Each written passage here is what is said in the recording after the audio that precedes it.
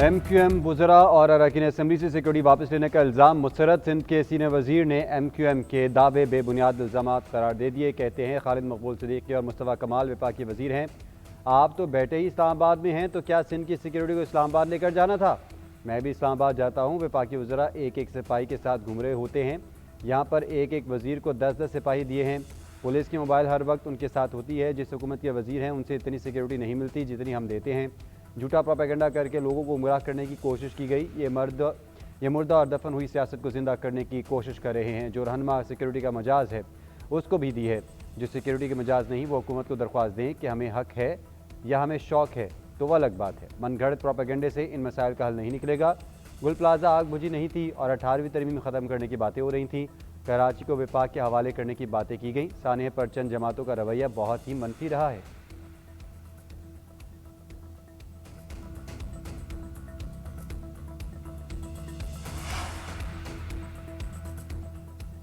जुल्म को जुल्म कहने पर हमारी सिक्योरिटी वापस ली गई है। अगर यही रवैया है तो कराची को सिंध हुकूमत के चुंगल से आज़ाद करवाया जाए। सिक्योरिटी वापस लेकर समझते हैं हम डर जाएंगे। हम तो खाली हाथ बानी MQM के सामने डट गए थे, ये हमारा क्या बिगाड़ सकते हैं? मुस्तफ़ा कमाल सिक्योरिटी वापस लिए जाने के बयान पर कायम बोले, ऐसे इक़दामात से हमारे मौक़िफ़ की तायद हो गई है कि ये हुक्मरान मज़ीद नहीं रह सकते। कराची को मौशी दारुल-हुकूमत डिक्लेयर किया जाए। एक नोटिफिकेशन से कराची वफाक के कंट्रोल में आ सकता है। वफाकी हुकूमत को ख़त लिखा है। कामीना भी बात की है। हुकूमत और रियासत हमारी बात को सुन रही है। शरह फैसल पर पाकिस्तान तोड़ने का नारा लगाया जाता है। उन्हें यही सिंध हुकूमत प्रोटोकॉल और सिक्योरिटी देती है। हम सच बात करते हैं तो ज़ेर आताब लाया जाता है। ओछे हथकंडों से हमारी आवाज़ नहीं दबाई जा सकती।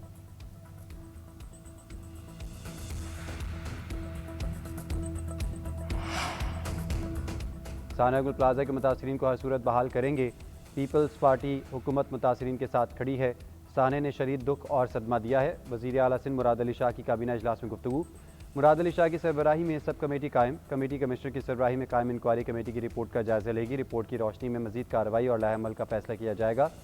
कमिश्नर के जरिए मुतासर दुकानदारों को 5-5 लाख रुपये दिए जाएंगे। दुकानदारों के लिए 1 करोड़ के बिला सूद कर्ज़ों की भी मंजूरी। सूद की रकम सिंध हुकूमत अदा करेगी।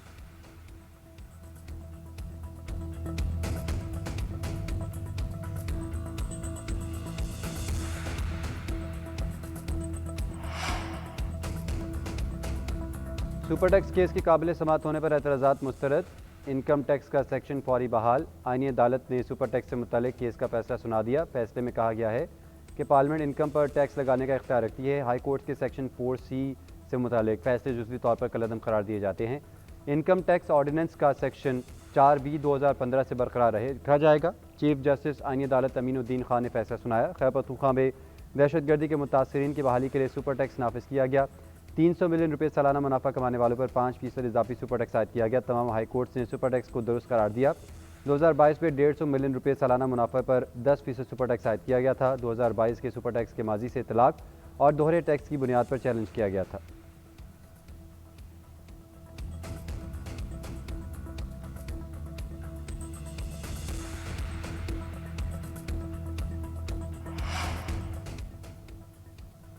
IMF से ज़्यादा रिलीफ के लिए बातचीत करें। ऐसे रास्ते तलाश करें कि मुआशी तरक्की की रफ्तार तेज़ हो। आवाम और सनतों पर मजीद बोझ नहीं डाल सकते।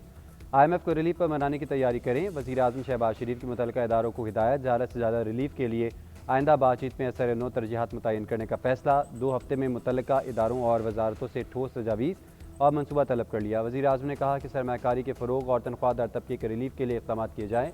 ज़राए के मुताबिक MD IMF ने कर्ज़ प्रोग्राम में रहते हुए ताउन की यकीन दहानी करवाई। FPR को टैक्स हदफ और आमदन दीगर ज़राए से बढ़ाने की हिदायत। वज़ारत ख़ज़ाना को भी टास्क सौंप दिया गया। उधर chairman youth programme Rana Mashhood की वज़ीर आज़म से मुलाकात। शहबाज शरीफ ने कहा जवानों की तालीमी काबिलियत बढ़ाने के इक़दाम तरजीह हैं। हुनरमंदी और इस्तादादकार बढ़ाने के लिए वसाइल देंगे।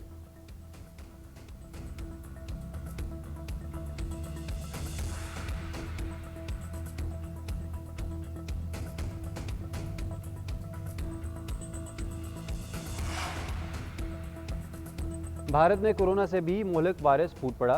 T20 वर्ल्ड कप के मुतासर होने का इम्कान। भारतीय रियासत मगरबी बंगाल में नीपा वायरस ने खलबली मचा दी।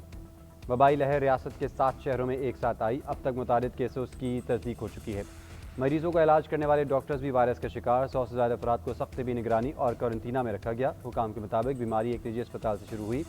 नीपा एक ज़ोनोटिक वायरस है जानवरों ख़ास तौर पर चमगादड़ से इंसानों को मुंतकिल होता है। WHO के मुताबिक बीमारी में मौत की शरह 40 के 75% तक है, जो इसे कोरोना से ज़्यादा खतरनाक बनाती है। दुनिया भर में इस वायरस की कोई भी वैक्सीन मौजूद नहीं। कई ममालिक ने भारत के लिए सफरी अलर्ट जारी कर दिया।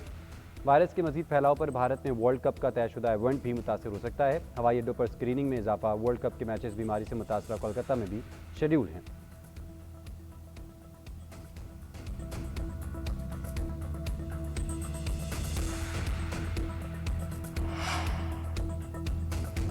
वर्ल्ड कप T20 में पाकिस्तान की शराकत गैर यकीनी। ICC पर भी भारी माली असरात के खदशात। पाक भारत मैच न होने से इंटरनेशनल क्रिकेट काउंसिल की कमाई पर असर पड़ेगा। गुज़िश्ता 20 साल में पाक भारत मैचेस से $1 अरब से ज़्यादा आमदन हासिल हुई।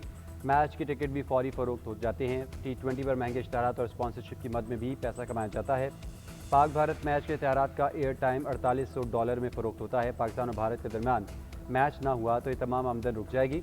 ग्राउंड ब्रांडिंग, टाइटल स्पॉन्सरशिप समेत ICC के कई कॉन्ट्रैक्ट भी मनसूख हो जाएंगे। क्रिकेट माहिरीन के मुताबिक पाकिस्तान के ना होने से वर्ल्ड कप में मुकाबलों पर भी असर पड़ेगा। एशिया की 2 टीमें निकलने से बाकी मैचेस इतने असरअंदाज नहीं रहेंगे।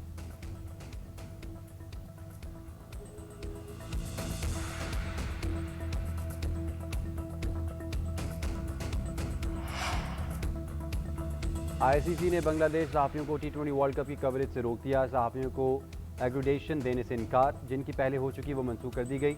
बांग्लादेशी सहाफ़ी का कहना है कि 20 तारीख को तस्दीक ईमेल आई, मगर बाद में मुसरद होने की ईमेल भेज दी गई। अगर टीम ना खेले तो भी सहाफ़ियों को एग्रीडेशन जारी किए जाते हैं। ICC ने मामले पर कोई वजाहत भी जारी नहीं की। BCB के मुताबिक 130 से 150 सहाफ़ियों ने अप्लाई किया था। तमाम सहाफ़ियों के एग्रीडेशन मुस्तरद कर दिए गए हैं।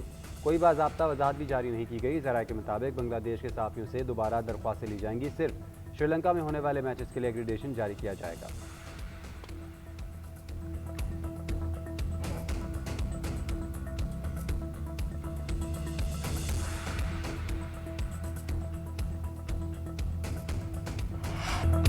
मुल्क के मुख्तलिफ इलाकों में बारिश और बर्फबारी का नया स्पेल। आज़ाद कश्मीर में रात से बारिश का सिलसिला जारी है। मुख्तलिफ इलाकों में अलाबारी, सर्दी की शिद्दत में इजाफा। कला, चमन, चागे, ज़ियारत और कोयटा में भी बर्फबारी। गोरख हिल स्टेशन पर 13 साल बाद बर्फबारी। पारा -2 रिकॉर्ड। मरी में बर्फबारी का सिलसिला जारी। सयाहों का दाखिला महदूद। सिर्फ बुकिंग वाले अफराद के लिए होटल्स खुले हैं। वादी तिराह में बर्फबारी का सिलसिला जारी। मुतासरा 24 अफराद को रेस्क्यू किया गया। अस्तोर में बर्फबारी से ज़मीनी राबतें मुनक़ता। गिलगित और गज़र में बर्फबारी, सर्दी की शिद्दत बढ़ गई। मुल्क के मैदानी इलाकों में बारिश। लाहौर, गुजरांवाला समेत पंजाब के मुख्तलिफ इलाकों में बारिश। इस्लामाबाद, रावलपिंडी में भीगे मौसम ने सर्दी बढ़ा दी। पेशावर, मर्दान, सवाबी और हरीपुर में भी बारिश हुई।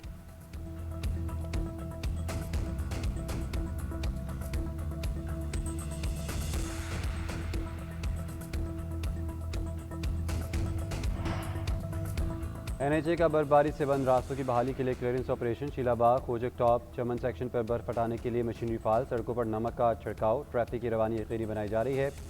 N45, 145, 95 और 90 शाहराहों पर मुसाफिरों के लिए अलर्ट जारी। गैर ज़रूरी सफ़र से गुरेज, गाड़ियों पर ग्रिप चेन लगाने की हिदायत। दीर, चित्राल, सुवात और शांगला में लैंडस्लाइडिंग का खदशा। N40 नौश की, N25 मस्तूंग और मस्तूंग खाद को कोचा सड़कें ट्रैफिक के लिए खोल दी गई।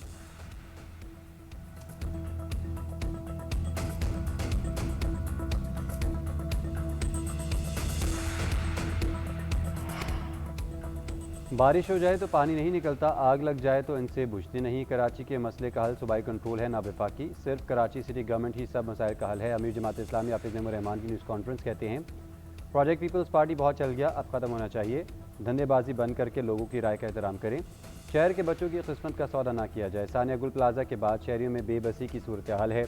लोग इस निज़ाम से मायूस हो चुके हैं। 17 साल से पीपल्स पार्टी की हुकूमत और MQM इत्तेहादी है, आपस में नूरा कुश्ती करते हैं, कोई मंसूबा मुकम्मल नहीं करते। किकबैक्स और करप्शन बढ़ती जा रही है।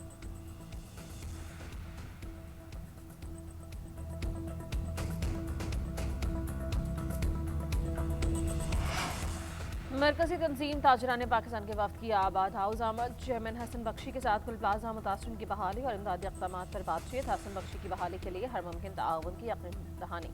कहा सिंध हुकूमत से गुल प्लाजा की जल्द बहाली के लिए मुश्तरका कोशिशों की अपील करते हैं। फायर सेफ्टी के निफाज के लिए तमाम स्टेक होल्डर्स को मुश्तरका कोशिशें करनी है।